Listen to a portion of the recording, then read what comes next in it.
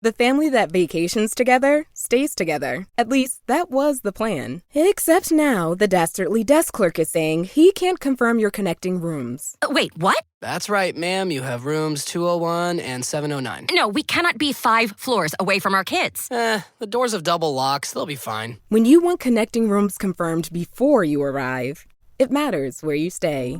Welcome to Hilton. I see your connecting rooms are already confirmed. Hilton, for the stay. Pessoal, eu quero encontrar vocês pessoalmente e a gente já tem dia, hora e local para esse encontro. Mais detalhes depois da introdução do programa. Não pula, tá?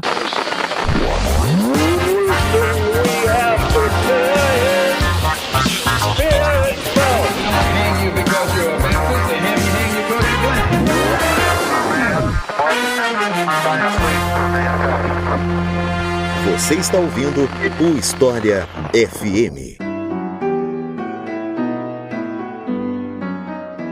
Unificação da Alemanha, esse é o tema de hoje do História FM. Eu sou Iclis Rodrigues. Para falar sobre esse assunto, eu convidei aqui mais uma vez conosco o professor Júlio Bentivoglio, a quem eu passo a palavra para se apresentar para vocês. Então, Júlio, seja muito bem-vindo, fique à vontade para se apresentar para o pessoal. Ei, Iclis, como é que está, meu caro? Tudo bem? Eu sou professor aqui do Departamento de História da Universidade Federal do Espírito Santo, também o atual coordenador do programa de pós-graduação em História e atuo na área de Teoria e Metodologia da História. Então é isso, gente. Vamos conhecer um pouco mais sobre essa outra unificação, que não é a reunificação pós o Muro de Berlim, depois que eu der um recado para vocês.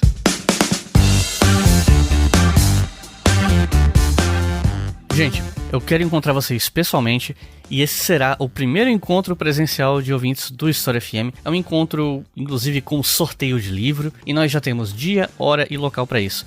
Será nesse dia 30 de outubro de 2025, no Floripa Shopping, em Florianópolis. Mais precisamente, na estreia do filme A Própria Carne, que é uma produção nacional para a qual eu prestei consultoria e estreia nessa quinta, dia 30, com uma sessão às 9h30 da noite. A ideia é a gente se encontrar, ver o filme e depois que terminar a gente trocar uma ideia. Eu conto pra vocês como é que foi visitar o set de filmagens, falar um pouco de história e cinema e tal. E, o melhor de tudo, eu vou sortear 2 exemplares do meu livro, O Dia D, Como a História se Tornou Mito, ambos autografados pra quem for. E mais ainda, tá? O pessoal da produção me prometeu que vai mandar brindes pra distribuir pra vocês. Então, além de prestigiar um filme nacional e participar desse encontro da galera que ouve História FM, você ainda tem a chance de ir para casa com um brinde e concorre a 2 livros. Mas eu não sei quantos brindes vão ter, então tenta chegar mais cedo para garantir, tá? Então, dia 30 de outubro de 2025, no Floripa Shopping, às 9h30 da noite, a gente vai assistir A Própria Carne e depois do filme bater um papo e conversar sobre o que der na telha. Em especial sobre história e cinema, que é o que eu tenho estudado um pouco nos últimos tempos, tá? E eu espero que vocês possam ir, porque eu queria encontrar vocês, né? Eu nunca marquei encontro presencial, vai ser uma chance legal. Eu vou chegar um pouco antes, eu acho que eu vou chegar umas 9 no shopping, mas o filme começa às 9h30. E depois do filme a gente bate um papo, eu faço sorteio, distribuo os brindes e tudo mais. E se vocês me permitem tomar mais um minutinho da atenção de vocês, eu quero falar da nossa campanha no Apoia-se, porque é ela que financia esse podcast. Você pode apoiar o História FM em apoia.se/obrigahistoria e os nossos novos apoiadores e apoiadoras são Luiz Bichara, Marcos Torres, Júlio Gama, Rafael, só Rafael mesmo, ele não botou sobrenome, Moisés dos Santos, André Marangoni, Everton Grossi, Rafael Nascimento, Rodrigo de Castro, Adriano Pescarmona, José Araújo, Letícia Massula, Flávio Coelho e Jonathan Machado.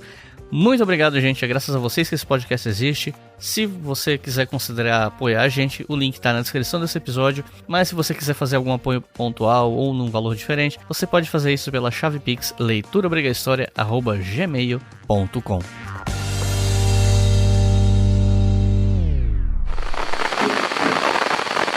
Escavações na atual Alemanha que encontraram os mais antigos instrumentos de caça utilizados por um ancestral do ser humano.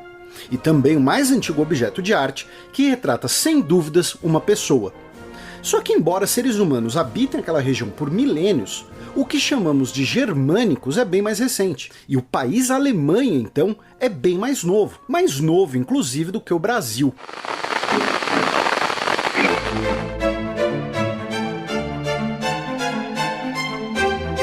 Pra gente falar sobre a unificação da Alemanha, a gente precisa voltar umas boas décadas aí no tempo para falar sobre o fim do Sacro Império Romano-Germânico, né? Mas antes, você poderia explicar pra gente o que era o Sacro Império? Como é que isso funcionava? Se eram estados independentes, se eram reinos, enfim, como é que funcionava? Essa é uma ótima pergunta. O Sacro Império Romano-Germânico do Ocidente, ele tem raízes ainda na Idade Média, né? Na verdade, Iclis, ele se forma ali naquela divisão feita das terras do Carlos Magno, né? Das possessões do Carlos Magno na Europa, quando foram divididas no Tratado de Verdun em 843, em 3 reinos, né? Então a gente tinha lá a França do Oeste, a França do Leste, ou França Oriental, e a França Central. Então, esses 3 reinos que foram divididos para cada um dos filhos do Carlos Magno é que deram origem ao que viria a ser posteriormente esse Sacro Império Romano-Germânico. Ele corresponde, portanto, ao que era a França do Leste, ou Oriental. Então, de 843 até 962, pouca coisa mudou ali, porque a gente está falando de estados feudais, não é? Que a gente não são estados no sentido moderno. Em 962, o Otto I da Saxônia, depois de derrotar os húngaros e italianos ali no seria o norte da Itália,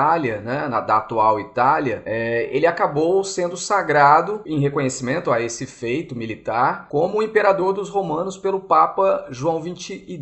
Então foi o Papa que, ao reconhecer o mérito do Otto I, né, vencendo lá inimigos, digamos assim, da Santa Sé, que faz com que ele consiga esse título para aquele antigo império de Sacro, porque até então era o Império Romano-Germânico, não é? Derivado dessa França Oriental. Então é interessante porque é algo bem antigo, portanto, não é? E que reúne formalmente um conjunto de reinos, cidades episcopais, cidades livres, ducados, não é? Então é uma aliança ainda, né, naqueles moldes de alianças político-militares medievais, né, cujos reinos ou esses estados têm ali relações dinásticas, relações de vassalagem. E é interessante, Iclis, que na verdade esse Império Romano-Germânico é um dos mais longevos da história, não é? Porque ele durou praticamente 900 anos. Então de 962 até 1806, a gente tem essa instituição, né, essa confederação de reinos, cidades livres ali com as suas feições medievais funcionando. Então, por que ele desaparece, né? Então, por que ele dura tanto e por que ele desaparece? Ele desaparece porque, a rigor, não é? Desde meados do século XVIII, ela é meramente uma aliança mais informal do que efetivamente algo perene, não é? Porque são muitas as mutações que ocorrem, né, no desenvolvimento dos estados modernos. E como era um conjunto muito, muito heterogêneo e muito variado, não é? Que abarcava mais de 348, acho que 348 unidades políticas, então, na verdade, essas alianças eram muito também tênues, voláteis, não é? Formalmente, eles elegiam o imperador desse Sacro Império Romano Germânico, e cada um desses estados, ou cidades livres, ou episcopados, tinham direito a um voto. Então, por exemplo, a Prússia, que vai ter um papel fundamental na unificação alemã, ela é um derivado do antigo Reino de Brandemburgo, que era o eleitorado de Brandemburgo, que tinha direito a um desses votos, desses 348 eleitores, que escolhiam o imperador. E como é que foi a dissolução dele e por que isso aconteceu? E o que ficou depois dessa dissolução em termos de divisão territorial? Então, a dissolução dele é por conta das guerras napoleônicas, né? Ela está diretamente relacionada, Iclis, com as guerras napoleônicas, né? Portanto, ela é um derivado aí da Revolução Francesa.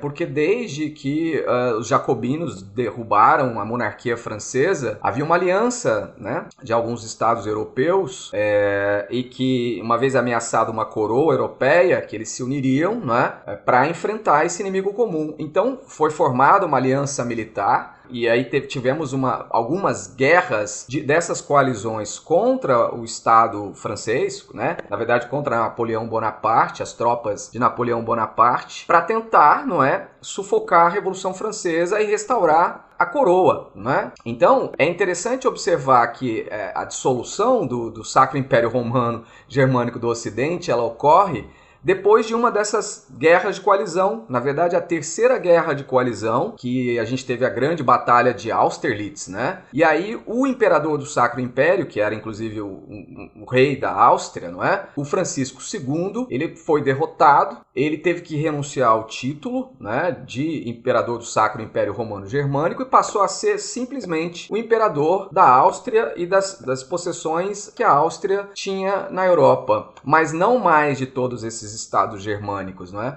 E nesse mesmo processo de dissolução do Sacro Império, também a Francisco II e o que vai vir a ser a Áustria acabaram perdendo alguns territórios importantes, como por exemplo o Tirol, como por exemplo a Dalmácia, não é? E aí, nessa mesma terceira guerra de coalizão, a gente tem uma grande batalha, que é a Batalha de Jena-Auerstadt, que acontece em 1806. Então, essa batalha de 1806, ela é talvez o marco inicial para a gente entender o processo de unificação alemã. Por que ela é o marco inicial para a gente entender o processo de unificação alemã? Porque as tropas napoleônicas, à medida em que elas avançam nesses estados germânicos, nesses territórios germânicos, que tinham essa liga medieval ainda valendo, mas que era pouco efetiva, as tropas, os exércitos desses estados, muito desorganizados, muito atrasados, não conseguiram fazer frente, não conseguiram resistir e foram facilmente derrotados pelo exército e pelas tropas napoleônicas, muito mais organizadas, melhor equipadas, disciplinadas, dotadas de maior estratégia militar. Então, isso representa para esses estados, e sobretudo para a Prússia, uma enorme humilhação, né? Uma flagrosa derrota. E aí a paz de Westfália, que foi estabelecida, por exemplo, entre os franceses e a Prússia, acabou retirando territórios prussianos e criando outros estados. Por exemplo, criou o Ducado de Varsóvia. A Pomerânia, por exemplo, isso que a gente chama de Pomerânia, e a gente tem pomeranos no Brasil, acho que em Santa Catarina e aqui no Espírito Santo, né? Os pomeranos, por exemplo, essa terra Pomerânia, uma grande parte dela pertencia à Prússia e passou a pertencer a esse Ducado de Varsóvia, que hoje, na verdade, uma parte disso é a Polônia atual. Mas também os franceses acabaram modificando a estrutura e os limites geográficos de alguns desses antigos territórios, ou estados, ou reinos e ducados, e criando novos. Como foi o caso, por exemplo, no sul, né, ali do que viria a ser depois a Alemanha, os estados da Baviera, de Württemberg, de Baden e da Saxônia, que são criados ali, não é, exatamente para reequilibrar e criar algum tipo de influência francesa no interior desses antigos territórios que eram germânicos. Apesar da dissolução ter acontecido em 1806, Napoleão continuou ditando os rumos de muito do que acontecia na Europa por mais alguns anos. E aqui entra uma questão que eu considero importante, que é a seguinte: quando a gente fala sobre as nações e século XIX, em especial na Europa, é difícil não parar para pensar na ascensão dos nacionalismos mesmo, né? Como é que esse conceito entra em jogo quando a gente fala desses territórios que depois se tornariam a Alemanha, ainda mais sob a influência de um invasor estrangeiro como Napoleão? Existia algum sentimento nacional conjunto entre eles, ou essas lealdades nacionalistas eram locais de cada território independente? Você sabe me dizer? É uma excelente pergunta, porque na verdade o nacionalismo vai ser construído ao longo do tempo, né? Ele não é uma reação imediata à derrota para as tropas napoleônicas, para o exército francês, mas ele vai ser lenta e gradualmente construído a partir de vários processos, Iclis, e não exatamente direcionados com a questão exclusiva desse revanchismo ou de uma suposta xenofobia que pudesse haver entre esses germânicos e os franceses. A gente sempre tem que frisar que não havia ali uma Alemanha, a gente tinha um conjunto muito pulverizado, que anteriormente eram mais de 300 estados e territórios independentes, que depois da passagem das tropas napoleônicas são reduzidos a 39, e aí os franceses criam a confederação desses estados germânicos, não é? E dividindo, digamos assim, uma autoridade para o norte, né? Acenando talvez para a Prússia, mas mais diretamente os franceses temiam era a Áustria, e, então, portanto, o inimigo maior talvez estivesse no sul, porque a Prússia era vista como um reino muito atrasado, etc. Mas imaginando aqui que a gente tem essa heterogeneidade, essa diversidade de territórios, eu acredito que inicialmente não é possível dizer que tudo tivesse a ver com o nacionalismo, até porque o nacionalismo começa a ser construído construído na Europa, como também aqui nas Américas, a gente poderia dizer, exatamente ao longo desse século XIX, não é? Mas talvez somente essa humilhação da derrota na Batalha de Jena-Auerstadt, ela não responda pelo nacionalismo como um todo, mas ela é um primeiro passo, talvez ela seja uma semente, não é? E ela é uma semente porque, Iclis, olha como isso é curioso. Muitos alemães, muitos germânicos comemoraram a chegada dos franceses e a derrota das suas autoridades para os franceses. A princípio, figuras como Hegel, por exemplo, Goethe, de uma forma meio emblemática, mas inicialmente não se opõe a isso. O próprio grande compositor Beethoven, não é? Ele oferece a terceira sinfonia dele para Napoleão. Então, assim, não há um sentimento de patriotismo de pertencer a uma Alemanha, porque a Alemanha sequer existe. Então, o que a gente tem lá é um mosaico, talvez, de sentimentos pátrios, muito mais de uma ligação e de um vínculo à terra onde se nasceu, e aí essa terra é o reino, é o ducado, é a cidade livre, mas ela não é exatamente a Alemanha, porque a gente tem esse sentimento difuso, não é? Que o revanchismo contra os franceses, porque boa parte dos alemães, inclusive os que comemoraram a derrota para Bonaparte, se viram traídos e frustrados. Por quê? Porque as fronteiras foram alteradas, as leis foram alteradas, mas a condição social de boa parte deles não mudou, sem contar que os franceses exigiram indenizações de guerra, compensações com os gastos militares que eles tiveram, não é? Então a gente tem ali o início de um nacionalismo, porque eles se veem traídos e eles começam a enxergar que o inimigo é a França, mas vamos imaginar que o tripé, e aí esse é um ponto importante, né? Porque muitos teóricos do século XIX, dentre eles Ernest Renan na França, ou o próprio Fichte, o alemão, não é? Vão dizer que o que é o tripé para o nacionalismo, né? Para a gente entender o que é uma nação. Eles vão dizer que é pertencer ao mesmo território, nascer no mesmo território, falar a mesma língua, professar a mesma religião. Então aí a gente tem um complicador para a gente imaginar a Alemanha, porque embora a gente possa imaginar que esses germânicos falam alemão, há muitos dialetos ali, há dezenas e dezenas de dialetos, e às vezes o alemão do norte, com o sotaque, com o dialeto dele, nem conseguiria se comunicar direito com o alemão do sul. Então há uma certa variedade na língua, embora ela seja entendida. Agora, a língua escrita mais formal, ela acaba sendo um elemento unificador. Do ponto de vista religioso, você tem ali duas grandes religiões. Ao norte, os protestantes e luteranos, e ao sul você tem os católicos. E isso cria, claro, divisões entre eles, né? E inclusive rivalidades muito claras entre eles. E em relação ao território, mais ainda, porque é uma grande colcha de retalhos, né, existentes. Então, do ponto de vista formal, até 1871,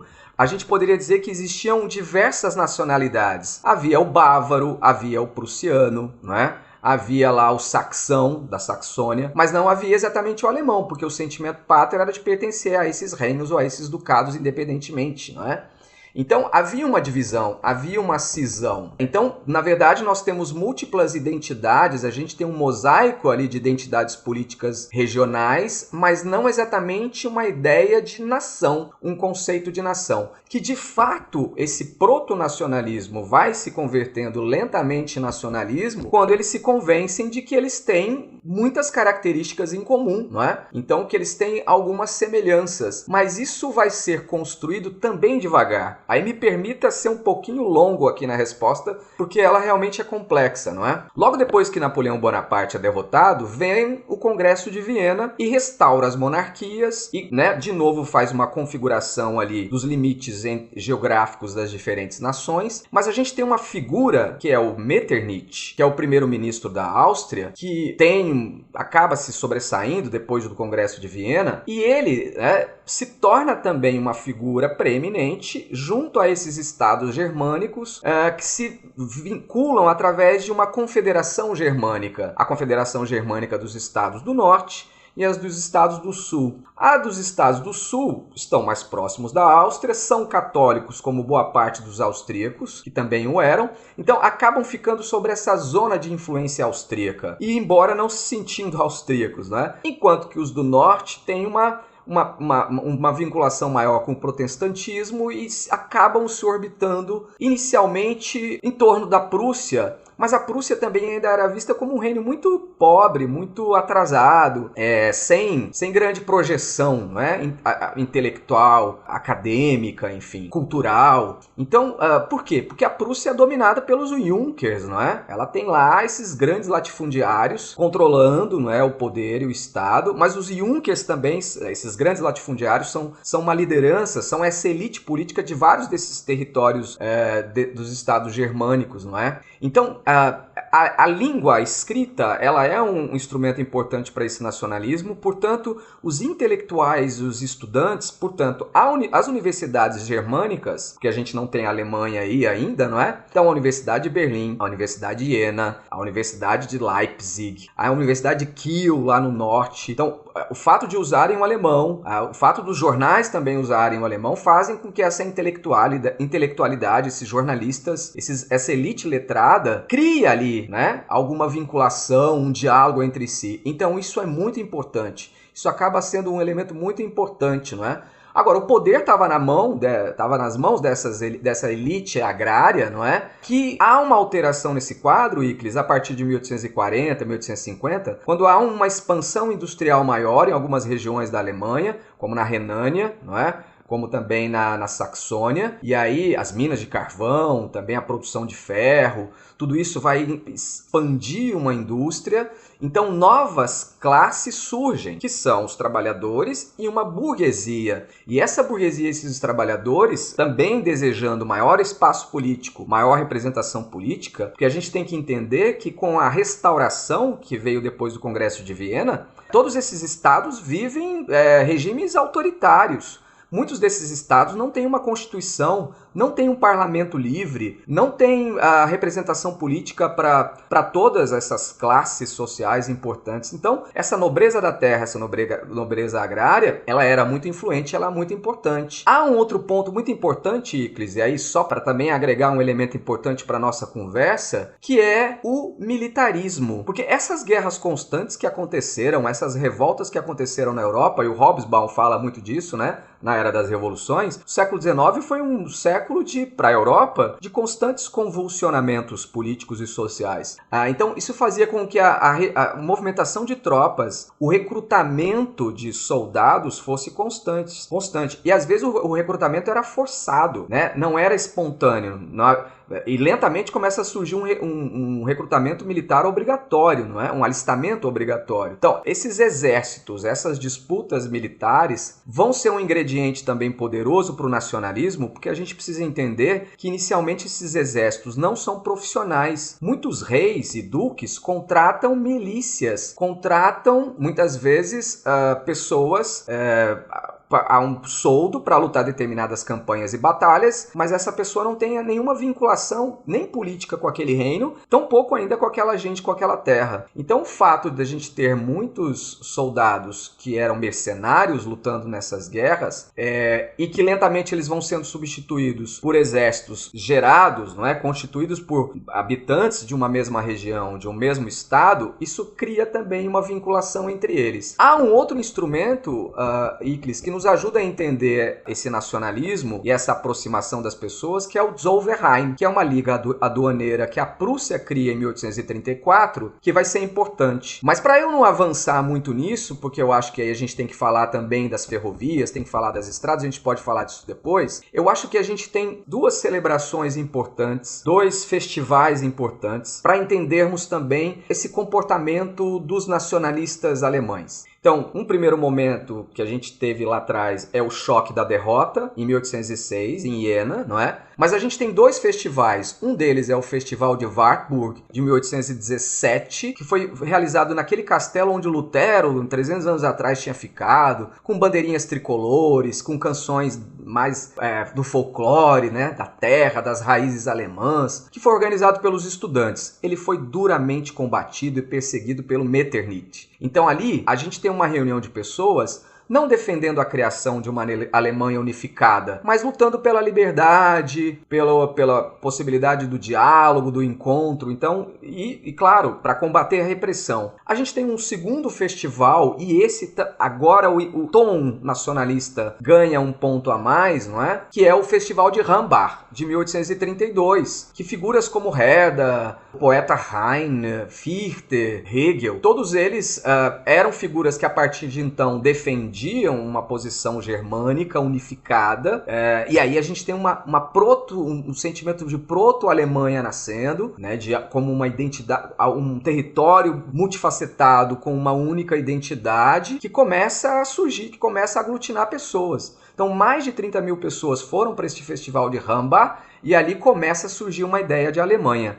Só que havia ainda um problema, Iclis, que é que Alemanha queremos uma grande Alemanha incluindo a Áustria ou uma pequena Alemanha excluindo a Áustria. Em 1813 ocorre o que alguns chamam de Guerra de Libertação, que foi a guerra entre a Sexta Coalizão e Napoleão, que foi derrotado e exilado na ilha de Elba. 2 anos depois ocorre a luta da Sétima Coalizão contra Napoleão, que foi derrotado em definitivo na Batalha de Waterloo. Você poderia falar desses casos, em particular do ponto de vista desses estados, entre aspas, alemães? Pois é, isso tem a ver com o que eu falei do recrutamento, né, que é da contratação de mercenários, de milícias, mas também do alistamento que algumas dessas nações começam a fazer. Mas esse recrutamento forçado, Iclis, é um dado interessantíssimo. Por quê? Porque, por exemplo, Napoleão Bonaparte convoca e recruta germânicos, ou seja, cidadãos alemães, por exemplo, para lutar nas campanhas contra a Rússia, lá no extremo leste. E mais, né, também alguns soldados alemães se juntaram aos exércitos napoleônicos e lutaram contra os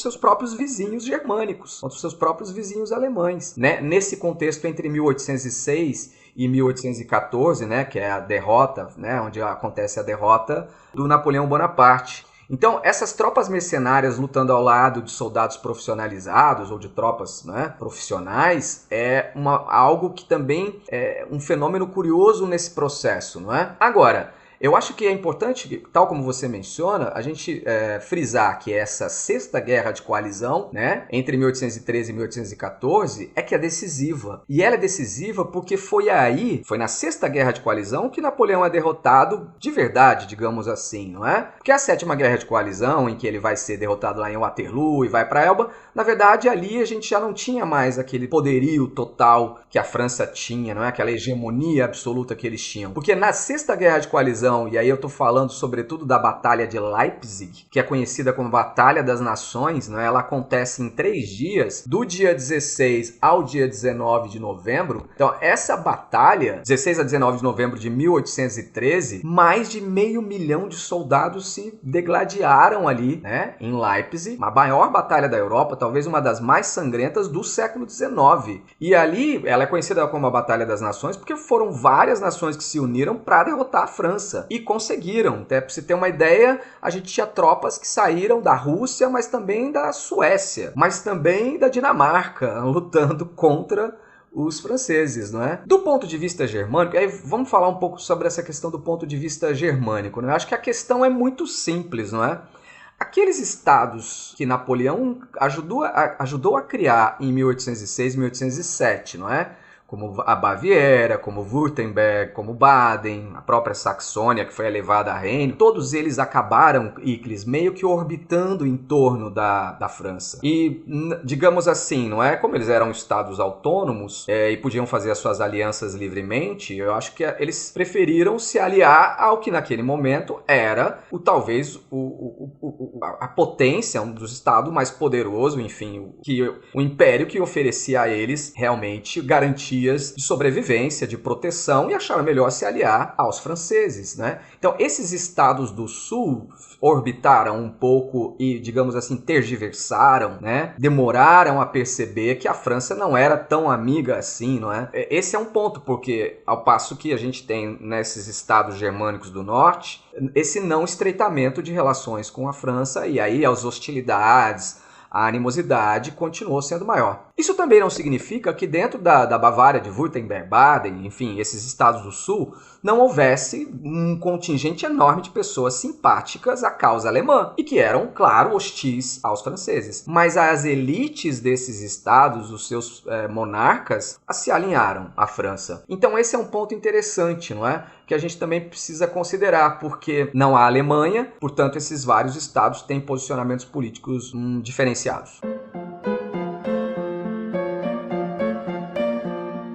Já que a gente está falando em unificação, e nos últimos tempos a gente tem tido mais motivos de discórdia do que de consenso, tem uma coisa que une praticamente todo mundo: desconto. Pagar barato no que a gente compra. E a Insider, a nossa patrocinadora de hoje, resolveu antecipar os descontos de Black Friday no site deles. Então, se você entrar no site deles hoje, você vai ver que eles estão colocando novos descontos no ar. E se você misturar os descontos do site com o meu cupom HistóriaFM, que dá 12% de desconto em qualquer compra que você fizer, você junta esse cupom com os descontos que estão lá, e se você escolher as peças certas, você pode ganhar até 50% de desconto. Então, entra no site pelo link que está na descrição. É um link personalizado, ele fica registrado para a Insider que você comprou pelo meu link, você ganha o meu desconto automaticamente, mas se você entrar por outro link qualquer, você ainda pode colocar o cupom HistóriaFM na hora de fechar a compra e ganhar esses 12%. E essa é a época do ano mais barata para comprar a Insider, então aproveita.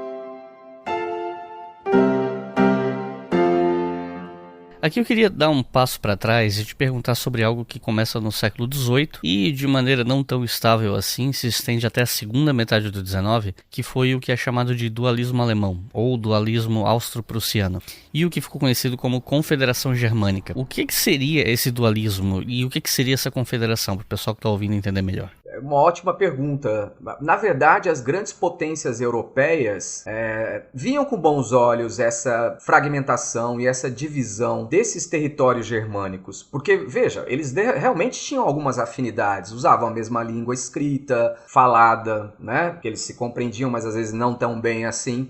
Então havia alguma unidade, havia alguma identidade ali cultural, né? Mas ao mesmo tempo havia algumas divisões que foram incentivadas por essas nações. E isso ficou claro depois do Congresso de Viena, né? Quando ocorreu a restauração das antigas monarquias, porque eles preferiram manter essa divisão dos estados germânicos, né? Que aí foram reduzidos de 39, se não me engano, para 37 nacionalidades, ou 37 estados independentes, não é? Então era interessante para as outras potências europeias manter essa divisão, porque manteria esses estados enfraquecidos. Mas evidentemente que dentre eles alguns polos se destacam. O primeiro polo é naturalmente a Áustria, é Viena, né? Um coração nervoso do antigo Sacro Império Romano-Germânico do Ocidente, que era uma grande potência europeia, uma grande extensão territorial, tinha muitos exércitos, né? E era majoritariamente católica. Então ela acaba tendo essa preeminência, como eu já havia mencionado, com esses estados germânicos do sul que se aproximam dela, por afinidades políticas, por às vezes afinidades religiosas, sobretudo por conta do catolicismo, não é?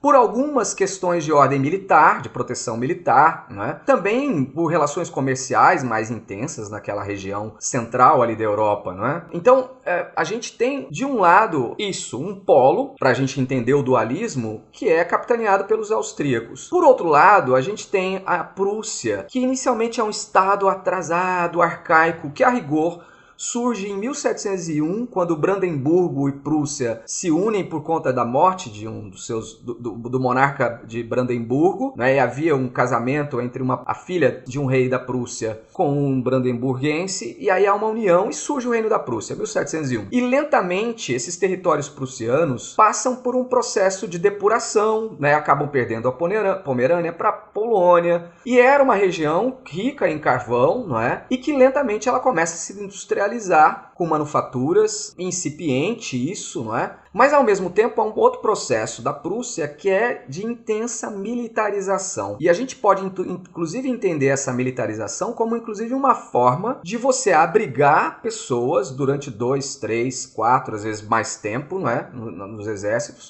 para essas pessoas se alimentarem, para elas poderem viver. Então o militarismo dentro da Prússia é algo que é cultivado já meados de 1830, 1840. 1840, sobretudo por esse estado permanente de convulsão social e política que tem a Europa no 19.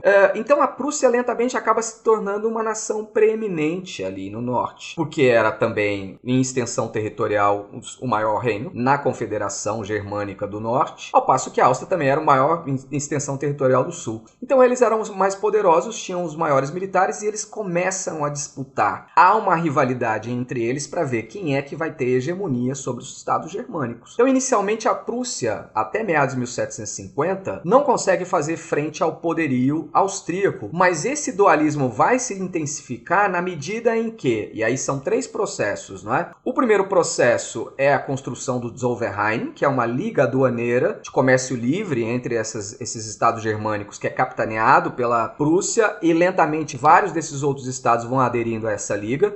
E a Prússia exclui a Áustria dessa liga. Com isso, ela enfraquece, se fortalece economicamente e enfraquece. O outro processo é a construção das ferrovias. Então, há um processo intenso de financiar e de construir rapidamente linhas férreas ligando as principais cidades alemãs. E isso cria uma aproximação entre elas maior, facilita o comércio. E também há esse terceiro elemento, que é uma militarização. E o fato de haver essa aliança, uma confederação desses estados germânicos, eles lentamente começam a também assinar tratados militares secretos entre si. Esse é um ponto interessante, porque até então as potências europeias também faziam tratados com essas nações germânicas de forma pontual, como a Áustria fazia, a França fazia. A França tinha aliança militar com a Bavária, tinha com a Saxônia, tinha com Württemberg, por exemplo, né? Os austríacos também tinham. Então, lentamente, os prussianos também começam a ter esse tipo de tratado militar com os estados, e isso se amplia, e essa militarização garante uma proteção no caso de uma agressão externa. Mas há um elemento, e aí é um fator externo a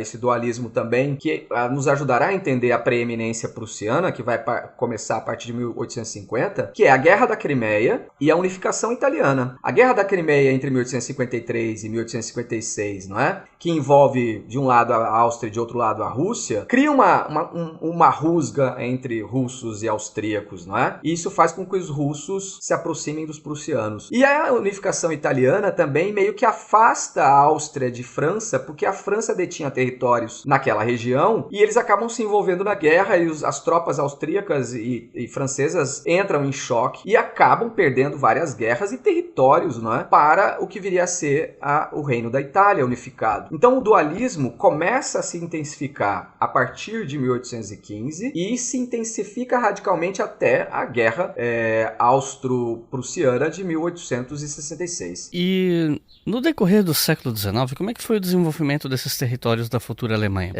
A gente tem essa visão da Alemanha como uma grande potência e tal, só que esse tipo de status oscila quando a gente está falando de locais com muitos séculos de história e tal. E eu estou perguntando sobre o desenvolvimento porque eu li que quando as estradas começaram a melhorar e as viagens começaram a ficar mais rápidas e baratas com o advento do trem, das estradas de ferro e tal, teria começado um processo de percepção de unidade entre os alemães de territórios diferentes, aquela coisa que você viaja para esses outros territórios, aí você vê que as pessoas parecem com você, tem uma cultura muito parecida, falam o mesmo idioma, mesmo quando tem uma diferença de sotaque, algumas palavras, e que isso foi reforçando essa ideia de união, né? Então, você poderia falar sobre o desenvolvimento desses territórios no século XIX? Acho que esse é um processo fantástico, que tem tudo a ver com a sedimentação, não é? Com um aprimoramento desse nacionalismo que ocorre exatamente por conta dessa aproximação facilitada pelo aperfeiçoamento das vias, né, dos modais, digamos assim.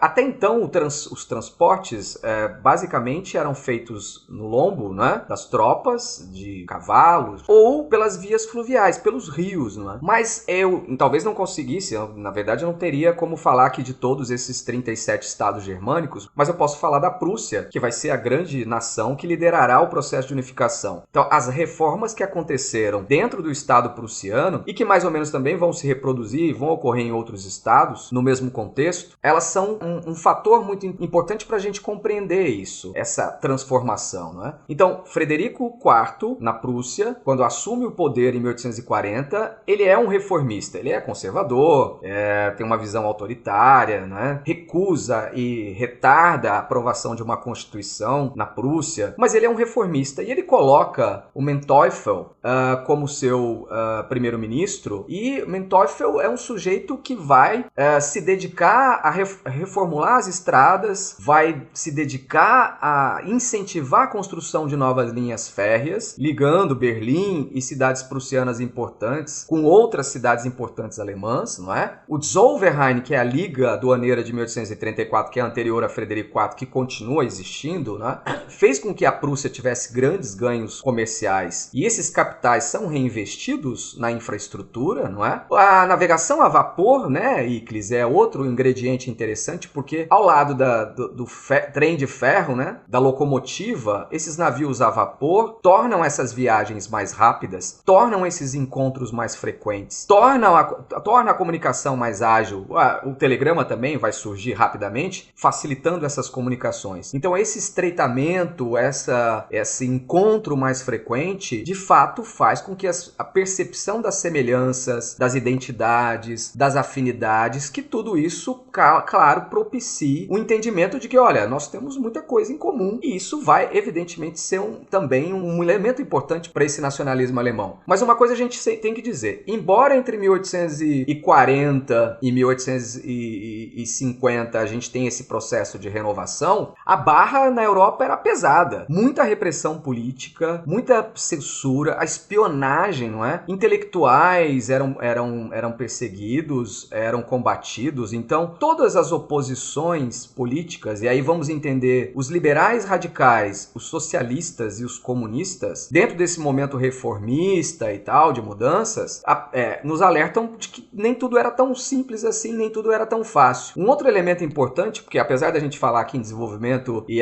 dar uma ideia, talvez, de uma prosperidade sem limites, a maior parte dos alemães, dos germânicos, estão saindo da Alemanha, estão saindo da Europa. Inclusive, muitos deles vieram para a América e vieram para o Brasil, porque havia uma convulsão nos campos, com as guerras, com esses recrutamentos forçados, né, para não morrer, com a pobreza, não é? Com a concentração de terras nas mãos dos Junkers. Tudo isso faz com que muita gente fuja, passa fome. Ou eles vão para os grandes centros urbanos que incham, e aí a gente tem vários problemas sociais e políticos por causa disso, ou eles acabam vindo para a América. O próprio Engels, não é? E o Karl Marx tem um retrato em vários textos muito fascinante dessas contradições e desses problemas havidos dali, né, em territórios germânicos, né? Aqui eu queria te perguntar sobre o Wehrmacht e as disputas entre liberais e conservadores na época, né, no caso da política local e tal. Como isso teria influenciado o avanço das ideias de unificação? E como as revoluções de 1848 influenciaram o processo de unificação que rolou décadas depois? Tudo a ver, né? O Vormärz é exatamente isso, é uma pré-primavera, não é? O pré-março ali, é uma pré-primavera dos povos. 1848 ficou conhecido como a primavera dos povos, né? E é o março de 1848. Então os alemães chamam de pré-março, é exatamente esse período que antecede a Revolução Alemã. E essa Revolução Alemã estourou em várias cidades, nas principais cidades alemãs. A gente vai ter barricada, a gente vai ter o mesmo que teve em várias outras cidades da Europa, né? E a gente tem isso em 1830, né, as levas de 1830, e a gente vai ter em 1848, como um ano emblemático. Por exemplo, Frankfurt e Berlim, os combates entre tropas leais ao reino e soldados, e esses revolucionários, esses contestadores, né? Os combates vão ser acirrados, centenas de pessoas morreram. E volto a dizer, isso tem a ver com essa crise econômica, com essa desestabilização no campo, não é? Essa massa urbana de trabalhadores mal remunerados, sem direitos, sem garantias, não é? Então, muita pobreza. As reformas eram necessárias, mas elas foram lentamente sendo feitas, não é?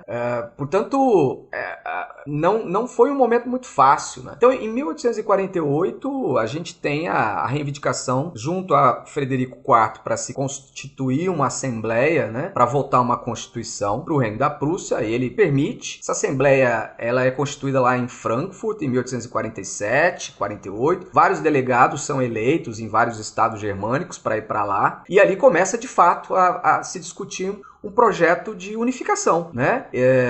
Então é uma constituição que vai definir leis, a princípio para a Prússia, mas que poderiam ser para esses outros estados da Confederação, que aderem a esse projeto. Então é interessante ver que há uma adesão a esse projeto, eles mandam delegados, boa parte deles eram professores universitários, eram, né, letrados, tinham poucos Junkers ali, a gente tinha uma assembleia muito interessante. E nela começam a discutir o projeto de uma Kleindeutsch, se seria uma Alemanha sem a Áustria, ou a Großdeutsch, uma Alemanha com a Áustria. E vence a ideia de que vai ser uma Alemanha pequena.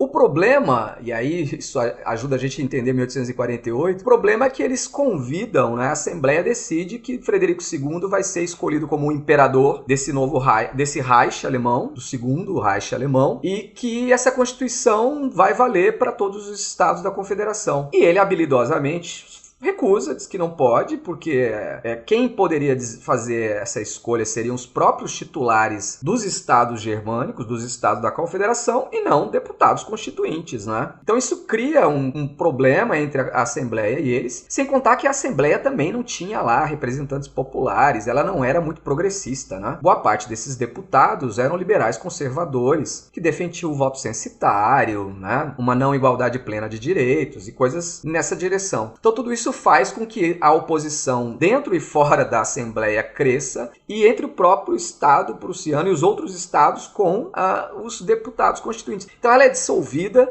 uma boa parte desses deputados fogem, né, vão sair dali porque correram um risco de serem presos, né, e isso tudo coloca mais combustível nesse sonho de unificar a Alemanha que ali foi postergado, né? Então houve ali um interregno. Agora, é engraçado, Iclis, que o Frederico IV pega essa ideia e convoca para a cidade de Erfurt uma união também, né, desses reis e desses titulares desses estados germânicos em 1850 para pensar em um projeto de unificação.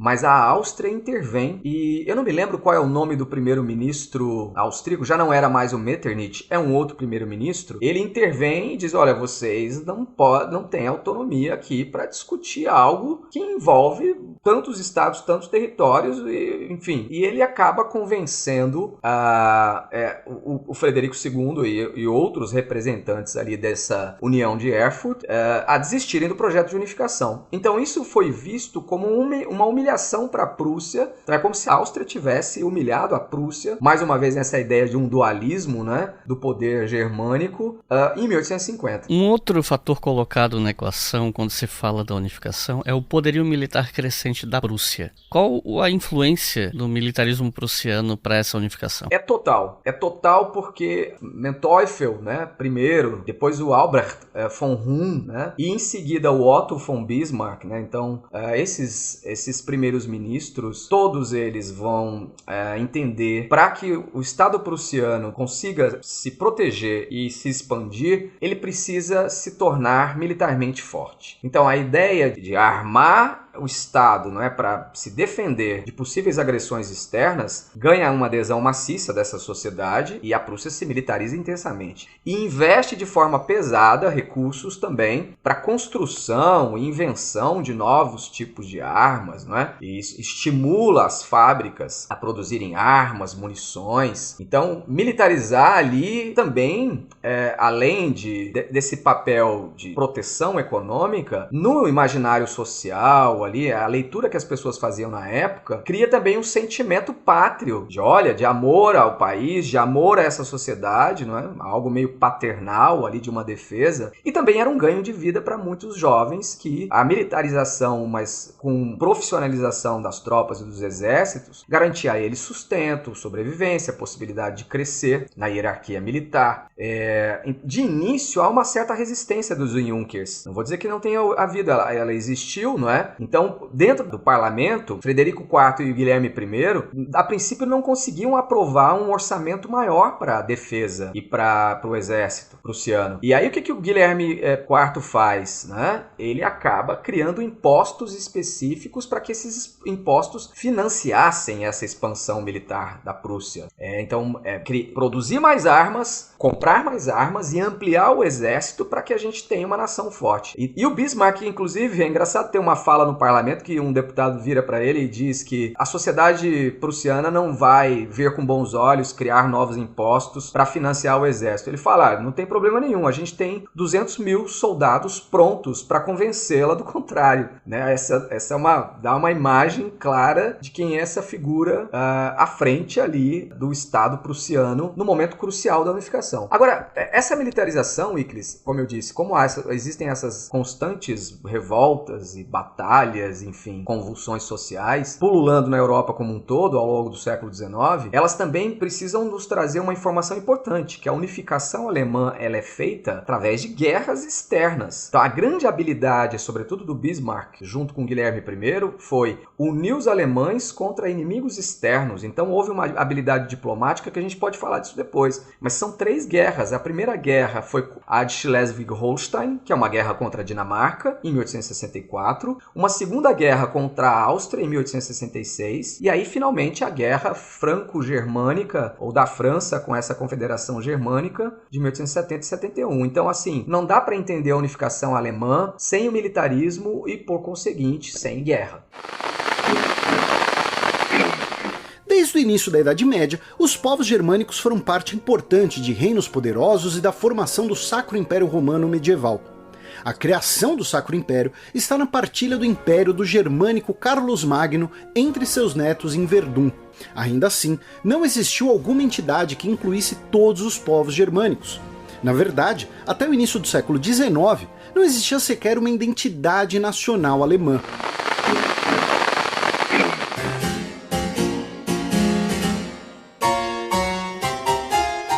Aqui a gente poderia falar do conceito de Realpolitik e do papel do Otto von Bismarck nesse processo de unificação. E claro, sobre o discurso sangue e aço que ele proferiu e ficou famoso, né? Você pode explicar isso pra gente? Sim, fascinante a pergunta, porque esse é um discurso que ele profere no parlamento prussiano no parlamento germânico em 30 de setembro de 1862.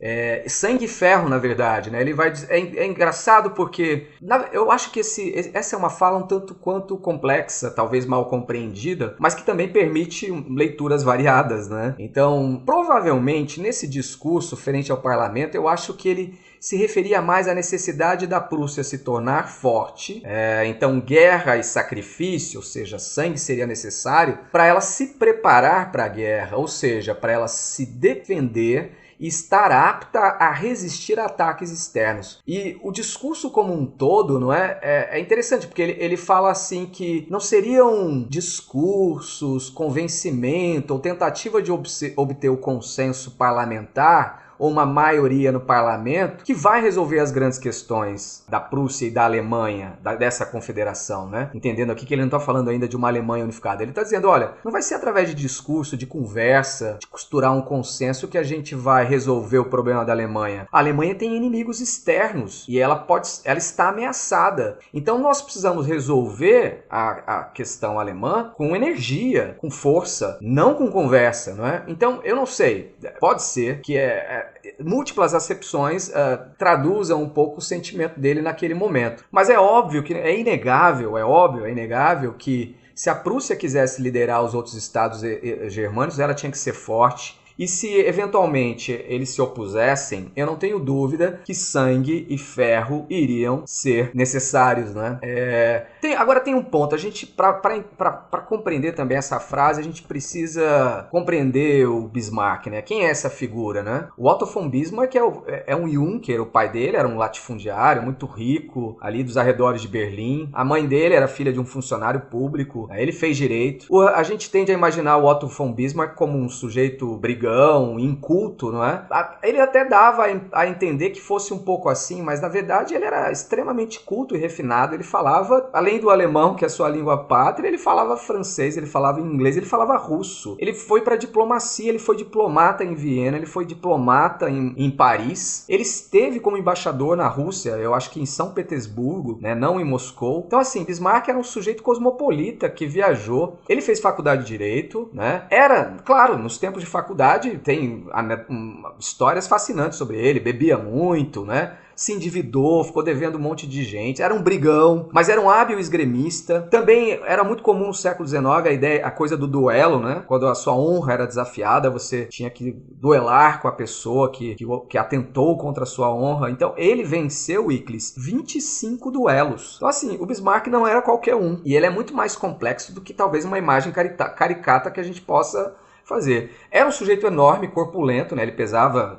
Tem uma entrevista dele de 1883 que ele fala que pesava 115 quilos. Fumava 14 charutos por dia. Não era cigarro, gente. Eles chamam de cigarros, mas eram aqueles cigarrões parecidos com um charuto, não é? Era antiliberal até a raiz. Era um sujeito ultraconservador e prussiano. Em primeiro lugar para ele a Prússia, em segundo lugar para ele a Prússia, e depois ele vai pensar na Confederação Germânica. Então é muito curioso ver isso, né? Porque ele acaba se tornando o arauto, não é?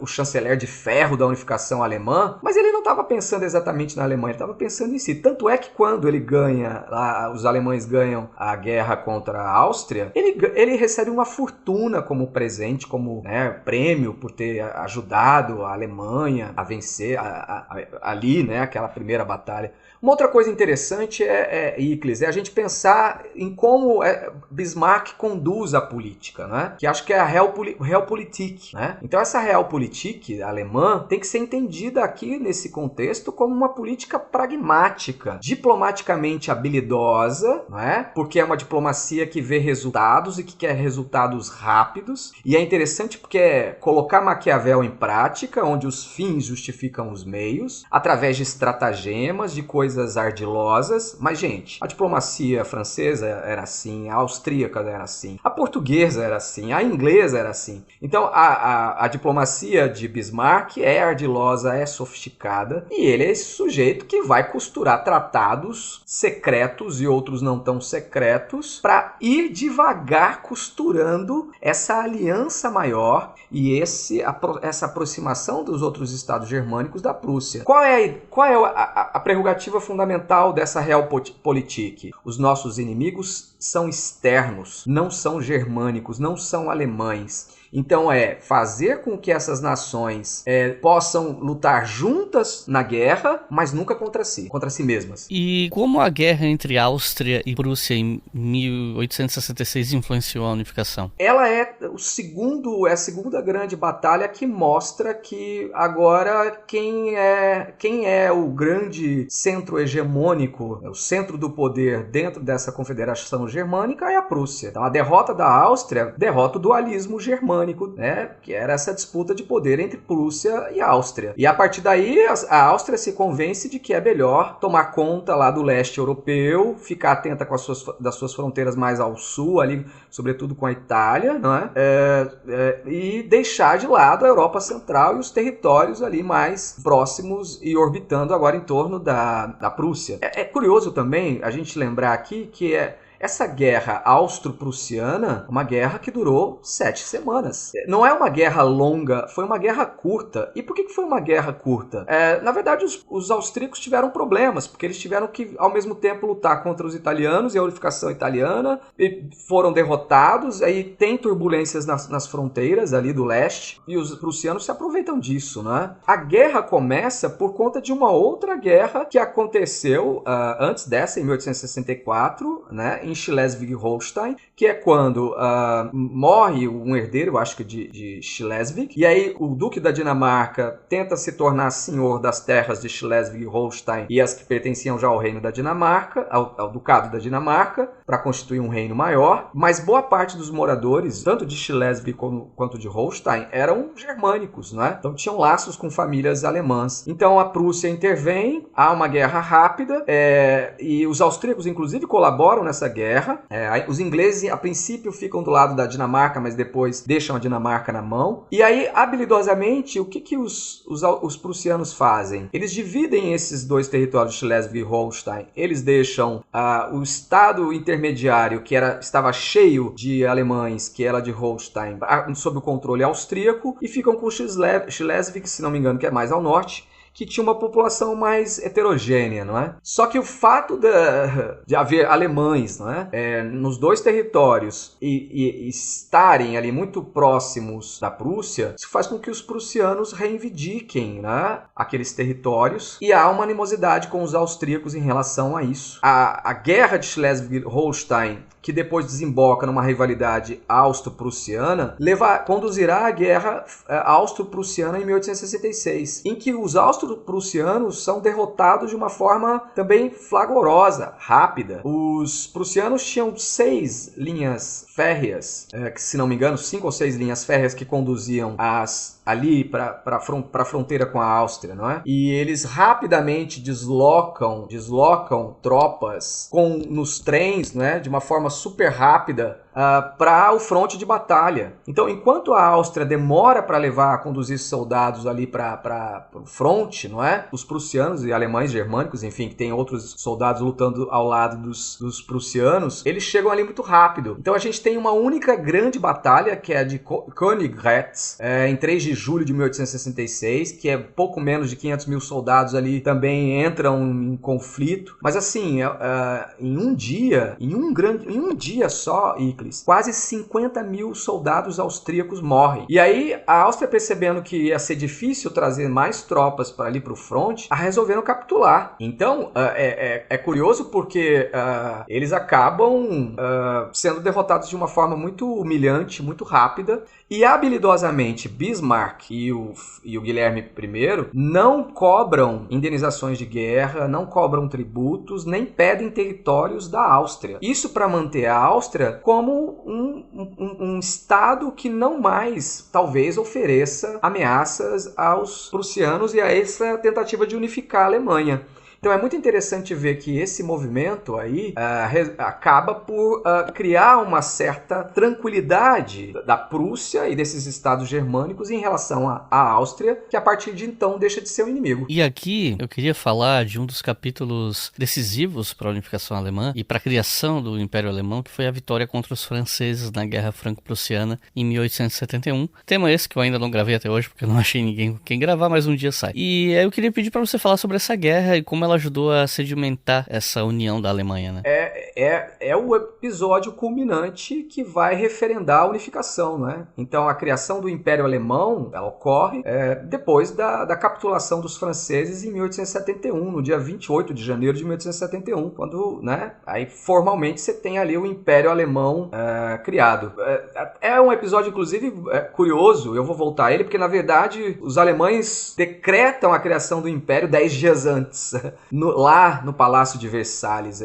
Eu volto a isso. Mas o que foi essa guerra? De novo, a gente tem aqui essa união dos estados germânicos capitaneados pela Prússia e pelas tropas prussianas, né, pelo exército prussiano, fez com que o exército prussiano, que tinha aproximadamente 380 mil soldados, que esse efetivo saltasse, isso em 1870, para mais de 1 milhão de soldados disponíveis e aptos para o combate. Enquanto que o exército francês tinha mais ou menos 800 mil soldados. Então, basicamente, eles tinham uma proporção equivalente. A questão é que o fronte de batalha, mais uma vez, do ponto de vista logístico, favoreceu aos alemães, que eles tinham mais ferrovias, trens rápidos, tropas bem preparadas que se deslocaram rapidamente para o fronte de batalha, Iclis. Então, os alemães tinham uma estratégia mais rápida de deslocamento e fazia com que as tropas chegassem descansadas, né? Chegassem tranquilas no fronte, prontas para lutar. Contrariamente aos franceses, que tinham 1 ou 2 linhas férreas para onde inicialmente se concentraram os combates, que foram ali na cidade de Metz. Então,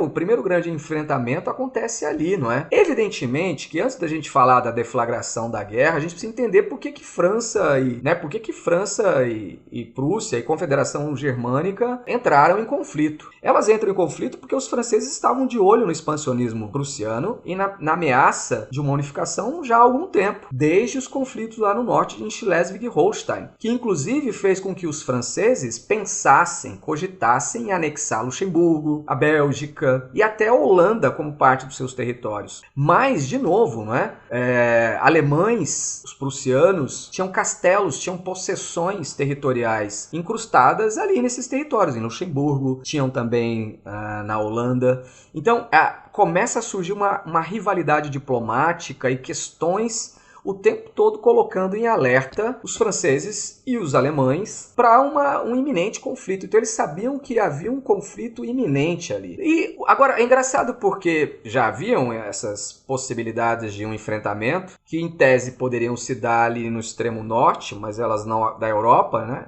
E não exatamente vão acontecer ali. Mas exatamente porque os franceses sabiam que seria importante guardar posições estratégicas ao norte, porque no sul talvez eles pudessem contar ali com essa colaboração de Bavária e de Württemberg, que não aconteceu. Então, esses estados não mantiveram neutralidade e vão passar todos a apoiar os prussianos. E por que isso acontece, não é? Então, o estopim para a guerra, o motivo para a guerra, foi que quando morreu uma rainha da Espanha, acho que é Isabel III, é isso? A Isabel III morre na Espanha e aí na sucessão a gente tem ali um vácuo no poder. Na verdade ela não morre, há uma deposição dela, acho que ela foi deposta, é isso. Acho que a Isabel III foi deposta por uma revolução e aí há uma vacância ali no trono e um príncipe germânico, que é Leopoldo de Hohenzollern, ele resolve se candidatar ao trono espanhol. Isso causou uma revolta dos franceses que acharam aquilo uma tentativa imperialista, absurda, um assinte, né, da diplomacia germânica, prussiana, de se assenhorar de um território católico que historicamente não tinha muito a ver com os germânicos, embora isso não fosse exatamente verdade, né? O Carlos II era também ligado aos Habsburgo, né, da Espanha, mas que seja. Então, ao fim e ao cabo, essa vacância no trono e essa candidatura de um príncipe germânico gera uma reação imediata da França, que manda um embaixador conversar com o Guilherme I. O Guilherme I estava de férias em Bad Ems, que é uma região de águas, né? De banhos e tal. E o Guilherme I diz, não, o Leopoldo vai renunciar a esse pedido. Ele, de fato, renuncia. Só que aí a França vai longe demais. Ela pede que o Guilherme I produza um manifesto, um documento, dizendo que jamais os germânicos, né, que jamais ali os Hohenzollern vão reivindicar a coroa espanhola. E aí o Guilherme I manda um telegrama para o Bismarck e ele pega esse telegrama de Ems, altera e divulga para a imprensa, né, com os termos que eram mais favoráveis ali, digamos, à causa germânica, e mostra, os franceses estão tentando nos humilhar, dizendo que a gente não faz jus a reivindicar a coroa espanhola, estão aqui atentando contra a nossa honra, tentando humilhar o nosso grande regente da Confederação Germânica, que é o Guilherme. E aí, gente, a imprensa, a opinião pública alemã se unifica contra a França. E os franceses, ao verem essa reação imediata, e esse talvez tenha sido o grande erro da França e do Napoleão III, o Napoleão III declara guerra à Prússia. Mas aí há uma confederação germânica e todos os estados alemães se unem e lutam contra os franceses. E como eu disse, assim, para além das ferrovias que fazem com que as tropas e os armamentos cheguem mais rápido, também o armamento alemão era superior ao francês. Então os franceses tinham um rifle Chassepot que era bom, tinha lá metralhadoras que eram boas, mas os alemães tinham um rifle extraordinário, de carregamento deitado, ao invés de carregar de pé, como naquela época eles carregavam, né, os rifles em pé, os soldados alemães recarregavam deitados. E isso permitia que eles ficassem menos expostos e morressem menos, né? Para além disso, a gente tem os canhões Krupp de pequeno, médio e longo alcance que são desenvolvidos, e eram armas sofisticadíssimas que foram transportadas pelas ferrovias e foram rapidamente também para o fronte de batalha. Então, os alemães estavam infinitamente melhor armados do que os franceses, chegaram mais rápido. E ali foi um abraço. No dia 14 de agosto de 1870, derrotaram 180 mil franceses que recuam e afastam na grande batalha de Metz. E aí é engraçado, né? Porque a gente vê nos livros didáticos, Iclis, que a Guerra Franco-Prussiana durou de 1870 a 1871. Mas na verdade ela durou, parece que foram 2 anos, mas na verdade ela durou menos de 6 meses, né? Por quê? Porque aí a gente tem uma segunda grande batalha, que é a Batalha de Sedan, que foi a maior humilhação para os franceses. Ela ocorreu no dia 1º e dia 2 de setembro de 1870. Os franceses foram derrotados. 84 mil soldados foram prisioneiros. Desses, 2.700 eram oficiais do exército francês e o próprio imperador Napoleão III foi feito prisioneiro no campo de batalha. E aí é óbvio, os franceses não se renderam, mas o próprio imperador era prisioneiro, não é? Então, os franceses resistem, não capitulam, e o que os alemães fazem? Deslocam mais uma parte enorme dos seus efetivos e fazem um cerco na cidade de Paris. Esse cerco começa em dezembro, e aí vem o inverno, a cidade sofre com falta de abastecimento. Uma lenda que diz que os franceses começaram a se alimentar de carne de cavalo, de cachorro, de gato, porque a fome, né, foi uma coisa absurda em Paris. E aí os franceses resistem da forma como conseguem, até que os alemães usam canhões de grande alcance e bombardeiam a capital Paris. E aí os franceses percebem que não iam conseguir resistir aos alemães e se rendem.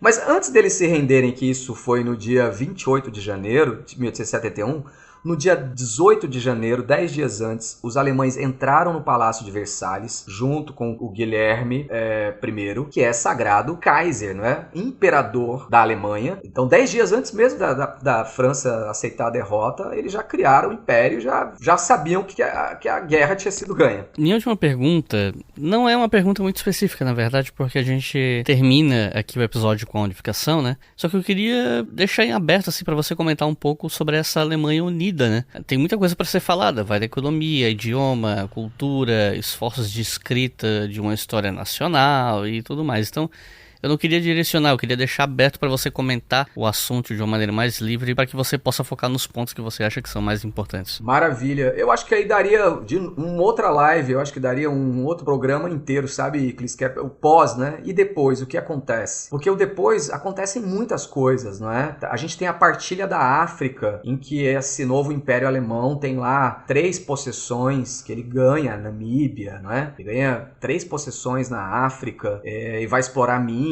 na África, que serão os protetorados, né, do Império Alemão ali. Então esse é um primeiro ponto, mas a gente tem internamente, na própria Alemanha, uma série de questões. Eu acho que a primeira delas é que não é uma unificação plena, do dia para a noite não surgiu uma Alemanha, todos se sentiram alemães, então continuaram havendo os bairrismos, os regionalismos, né? Então há um sentimento ali de alguns alemães que se sentem mais alemães do que outros que são vistos como menos alemães, não é? Então, por exemplo, esse é o caso dos pomeranos, que no Brasil os pomeranos se sentem alemães, mas lá nessa Alemanha que surge, eles são poloneses, né? São vistos, né, como atrasados, como incultos, né? De uma região pobre, miserável. Então, a gente tem, por exemplo, na Renânia, uma Alemanha muito industrializada, muito sofisticada, que é diferente até da própria Prússia, que tem bolsões de modernidade. Então, assim, a unificação não cria do dia para a noite um Estado próspero, um império próspero, mas é um Estado poderosíssimo, né, que depois da Guerra Franco-Prussiana pega 2 territórios da França, Alsácia e Lorena, riquíssimas em carvão, minério de carvão. Isso é ótimo para a indústria germânica, mas é um desastre do ponto de vista geopolítico, porque vai gerar... É um dos fatores que gera a Primeira Guerra Mundial, não é? Então, mas eu acho que para além disso, a gente tem ali o problema social que continua, tanto é que o socialismo e o comunismo e o movimento ali, né, operário é fortíssimo. Haja vista Karl Marx e Engels capitaneando essa luta em prol do proletariado, que também eles queriam um universalismo, não é, muito maior do que... Então, Marx e Engels não querem uma Alemanha unida, eles querem trabalhadores do mundo unidos, né? Eles querem universalismo universalismo, né? Eles não querem esse projeto político que vence, que é conservador, né? Mas a gente tem, acho que um outro ponto interessante aí, a Kulturkampf, você tem protestantes e você tem católicos, e aí surge lá o Pio IX com o ultramontanismo, a Igreja Católica reagindo a algumas mudanças, por exemplo, a criação de escola laica. E aí isso na imprensa gera, claro, debates, disputas entre católicos e protestantes. Surge o Partido Católico na Alemanha e aí você tem uma disputa política virulenta que mantém aí divisionismos de norte e sul, né? Tem uma outra particularidade interessante que é um estado que gasta muito, ele gasta quase 80% das suas receitas com um gasto militar, exército, tropa, com marinha de guerra, né? Com navios de guerra, com canhão, né? Então com soldados, pagando soldo. Então assim, isso também é um problema, né? Isso é um grande problema para esse estado, que ele gasta muito e ele precisa se manter, digamos assim, fortemente armado, com medo de retaliações, não é? E que é exatamente o que vai acontecer logo depois, como a gente vê, né? Historicamente surgir na virada para o século XX. Mas eu acho que tem um ponto, Iclis, e aí para fechar, que é uma tese durante muito tempo defendida pela historiografia alemã da excepcionalidade da construção do Estado alemão, que é o famoso Sonderweg, né? Então, o Sonderweg seria essa unificação alemã na qual a nação nasceu antes do Estado. Então, primeiro houve uma unificação de um sentimento nacional, de uma identidade da sociedade, que por isso se uniu contra inimigos externos, e aí surge o Estado depois disso. Como a gente viu, né? Eu acho que nessa nossa conversa não foi bem assim. Em 1848, a onda de revoluções liberais que toma a Europa também influencia os estados alemães, e os revolucionários, a revelia dos monarcas, criam o Parlamento de Frankfurt, que oferece a coroa dos alemães para o rei da Prússia, Frederico Guilherme IV, que agradece o presente dizendo que não queria aquela coroa da sarjeta, dizendo que aquilo violava o direito divino dos outros monarcas e era fruto da plebe.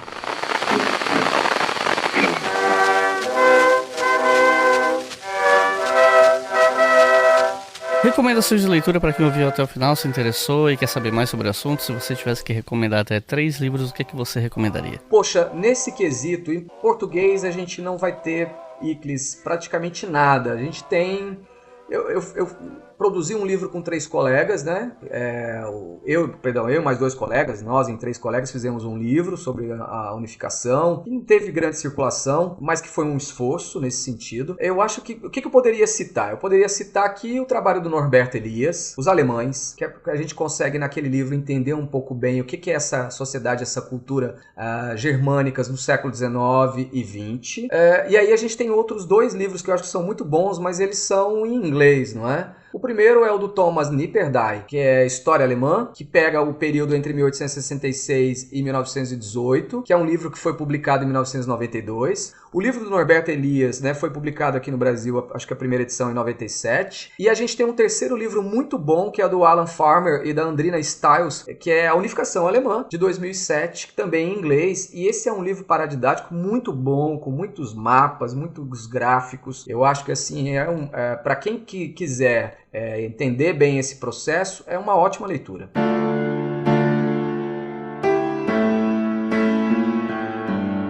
Então é isso, gente. Júlio, tens alguma consideração final? Só te agradecer, Iclis, pela oportunidade. Eu espero ter ajudado aí um pouco os nossos ouvintes a entender um pouco do que foi a unificação alemã. Então é isso, gente. Muito obrigado por terem ouvido até o final. Não se esqueçam de apoiar nosso trabalho em apoia.se/obrigahistoria. Vocês podem me seguir lá no Instagram também, @IclisRodrigues. E, claro, continuem acompanhando o História FM. Então é isso. Muito obrigado e até a próxima.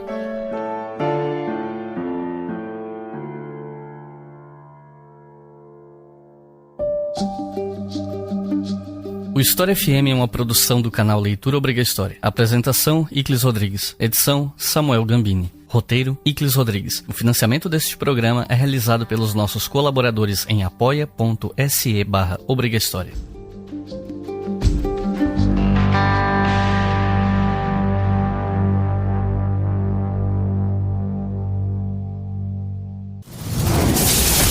Esse podcast foi editado por Samuel Gambini, samuelgambiniaudio.com.